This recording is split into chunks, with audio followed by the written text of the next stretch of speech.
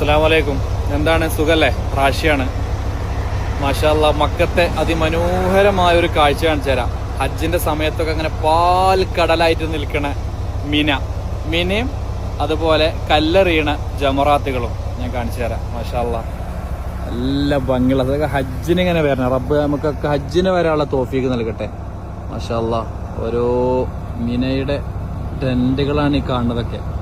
ഈ താഴ്ഭാഗത്തൊക്കെ ഓരോ ടെന്റുകളും AC ആണ്.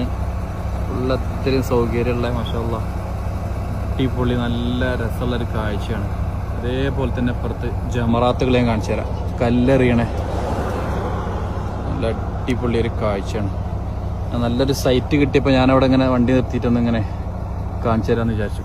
ആ കാണുന്നൊരു ഡാർപ്പായി ഇങ്ങനെ കമഴ്ത്തി വെച്ച പോലെ കണ്ടില്ലേ, അതാണ് ജമറകൾ. 3 ഉണ്ടാവും. ആ തലക്കതൊന്ന് അങ്ങനെ ജമറത്തിൽ ഊല, ഉസ്ത, അഖബ അങ്ങനെ 3.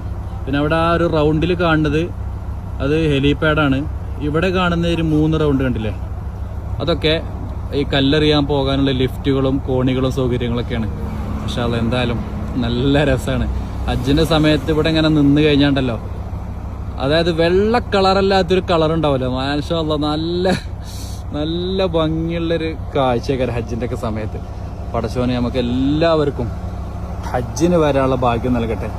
നമ്മളടുത്ത് സമ്പത്തുണ്ടോ വേറുള്ളതുണ്ടോ എന്നുള്ളതല്ല, റബ്ബിന്റെ തോഫീക്ക് ഉണ്ടായാൽ സമ്പത്ത് ഉണ്ടാവാൻ യാതൊരു ബുദ്ധിമുട്ടുമില്ല.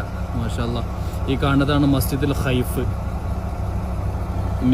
മിനയിലുള്ള പള്ളിയാണ്, വർഷത്തിൽ തുറക്കണ പള്ളിയാണ്.